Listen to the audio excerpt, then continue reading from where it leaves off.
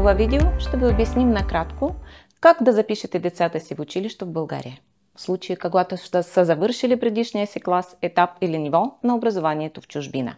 Ще разгледаме също и възможности за висше образование.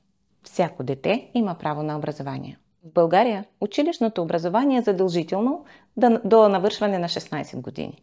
В общия случай деца започват да ходят на училище в годината, когато навършват 7 години.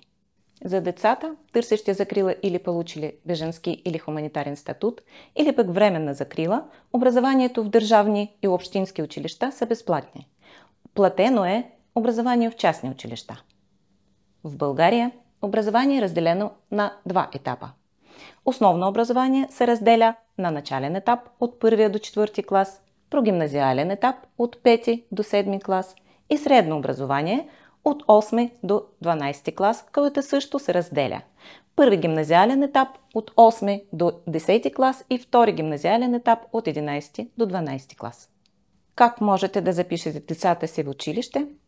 Като за начало децата под 18 години не могат сами да се запишат в училище и могат да направят това само чрез своите родители или чрез законните си представители. Наред с това, детето трябва да има и издаден личен номер на чужденец – ЛНЧ, за търсещи закрила и за лица с временна закрила или единен граждански номер ЕГН, който се издава на лице, получили бежански или хуманитарен статут. Процедурата варира в зависимостта от това дали детето има или няма документи, с които да докаже предишното си образование в чужбина. Ако детето няма доказателство за завършен период на образование, неговите родители или законен представител трябва да подаде заявление за записване до началника на отдела на регионално управление по образование, така наречено РУО, по местопребиваване на детето.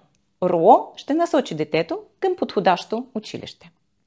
За да се определи в кой клас трябва да бъде записано дете, директорът на училище, към което е насочено, ще назначи комисия, която ще проведе интервю с преводач. Ученик от 1 до 4 клас се записва по възраст, без да полага предварителни изпити. Ученик от 5 до 10 клас следва да се яви на приравнителни изпити до края на учебната година, в която е приет за обучение. Ученик от 11 до 12 клас, пълнолетен, се приема след признаване на завършен период, клас, етап или степен на училищното образование. Ако детето има доказателство за предишното образование, то първо трябва да бъде признато за съответствие с училищното образование в България. И като втората стъпка, детето ще бъде прието в училище. За признаване на съответствието с училищното образование в България се подават следните документи. Формуляр за кандидатстване по образец на български език, документ за завършен клас, етап или степен на образованието, например диплома или друго удостоверение, документ, в който се посочва какви права дава документ, доказващ училищното образование, който се издава от училището или друга институция, която отговаря за издаването на диплома. Справка за изучаваните предмети с хорариум на учебните часове и поставените оценки по предметите, изучавани в предишното училище, ако детето иска да се запише от 8 до 12 клас. Платежен документ за платена такса от 25 лева, ако гореизброените документи се подават в РУО, а не директно в училището и става дума за деца над 16 години. Тези документи трябва да бъдат преведени на български език от официален заклет преводач. За деца от 1 до 6 клас всички споменати преди малко документи се подават директно до директора на училище, където ще бъде записано. Когато детето ще постъпва в 5 клас, в местата определени с държавните план-прием, заявлението и документите, удостоверяващи завършен 4 клас, се подават в регионално управление на образованието – РУО. Ако детето ще се записва в 7 до 12 клас, документите се подават в РУО.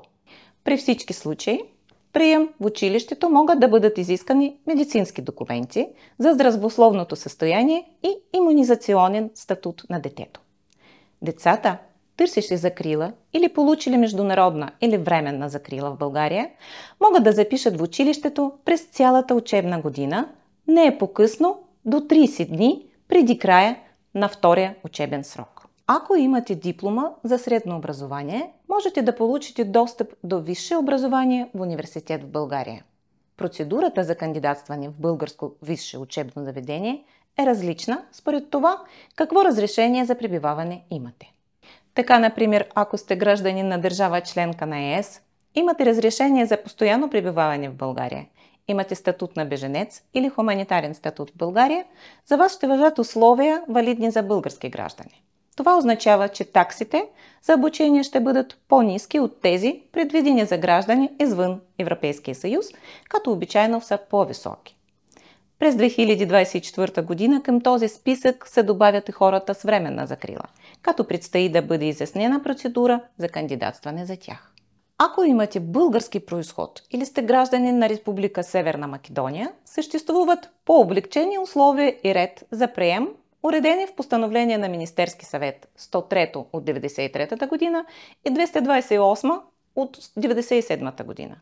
Всеки университет има свои собствени правила, срокове и изисквания за кандидатстване в зависимост от специалността, която искате да завършите.